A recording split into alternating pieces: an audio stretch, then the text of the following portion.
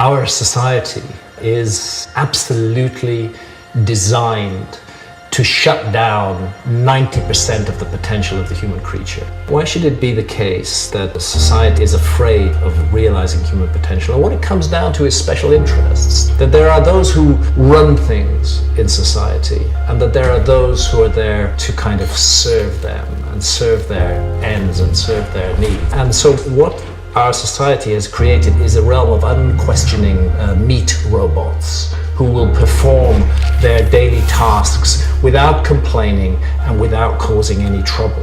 And that may be very useful to certain small interest groups, but it's extremely damaging to the rest of humanity. Once we realize our potential, we don't need elites anymore. Who needs elites? Who needs to be led?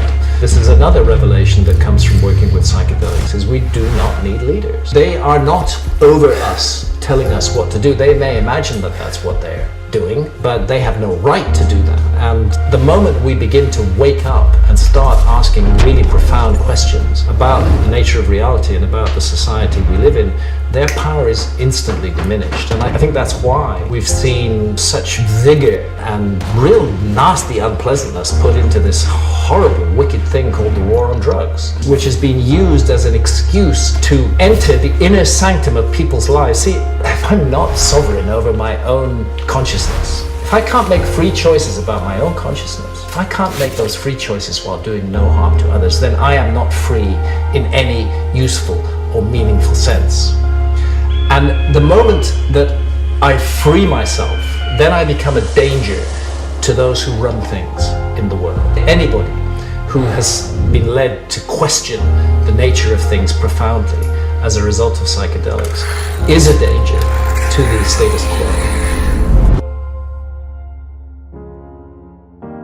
We risk being thrown in prison, we risk having our reputations destroyed. If the powers that be enter our home and find that we're using psychedelics, I mean, this is really an Orwellian world that we've created. How dare some guy in a suit sitting in government tell me what to do with my consciousness, while at the same time they're allowing, the glorification and glamorization of alcohol, which is one of the most dangerous drugs on the planet. I mean, alcohol is a seriously dangerous drug, whether you're talking about cirrhosis of the liver, or whether you're talking about traffic accidents, or whether you're talking about violence. Alcohol, there's no doubt about it. Nobody can dispute it. It's an extremely dangerous drug. So a society that says alcohol's okay, and you can even advertise it, but psilocybin or DMT are not okay, and if you use them, you'll be sent to prison. That society is just riddled through and through with unbelievable hypocrisy.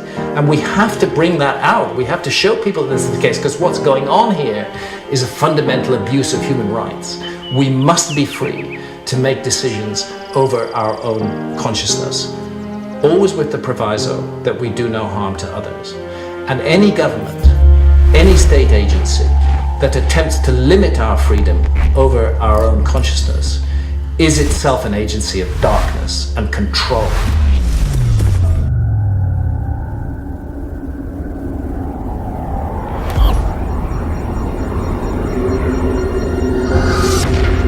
I think one of the wonders of these medicines, of DMT, is that they reconnect us to spirit. And if there is anything that is desperately needed in modern industrial technological society, it is a reconnection to spirit.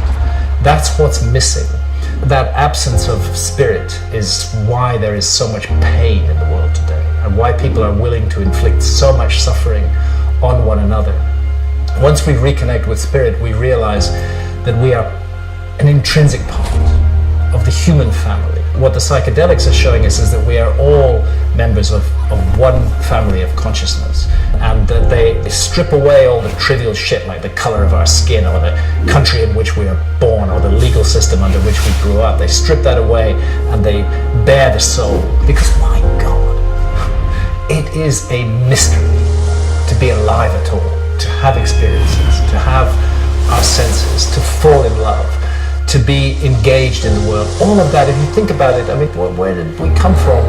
We're born in these bodies, we grow up in a family, we go out there in the world, we take it all for granted, but it's a giant mystery from beginning to end. These psychedelics are agents of liberation. I'm not saying they're all perfect and wonderful and good things, but are they agents of liberation that lead us to ask questions that we would never have asked before? Yes, absolutely. And do they lead us to want to be better human beings? Yes, absolutely. And do they lead us to see the faults and the crack lines in our society which have been so carefully papered over? Yes, absolutely. And as a result, there has been a concerted effort to suppress this growth of freedom. But you know what? It's not going to work. That effort is failing.